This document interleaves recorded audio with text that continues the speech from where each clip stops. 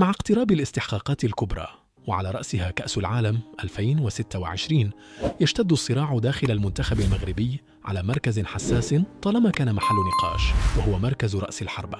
وفي هذا السياق يواصل مدرب أسود الأطلس محمد وهبي متابعة عدد من المهاجمين المغاربة الذين يقدمون مستويات قوية هذا الموسم، في محاولة لاختيار الاسم القادر على تقديم الإضافة الهجومية للمنتخب. وخلال الأشهر الأخيرة برزت مجموعة من الأسماء بقوة بفضل أرقام تهديفية لافتة أعادت فتح باب المنافسة على هذا المركز الذي كان يعاني في فترات سابقة من قلة الخيارات الجاهزة.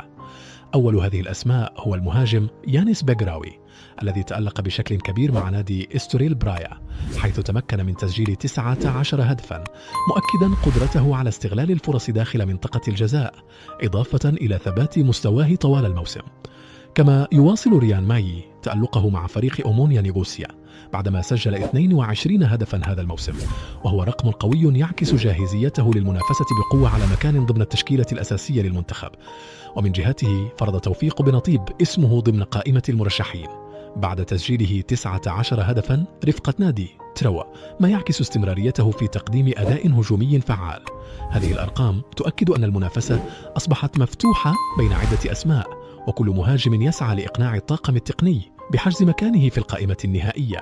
فهل سيعتمد محمد وهبي على عنصر الخبرة أم سيمنح الفرصة للأكثر جاهزية من حيث الأرقام؟ الصراع على مركز المهاجم داخل المنتخب المغربي لم يكن يوما بهذه القوة،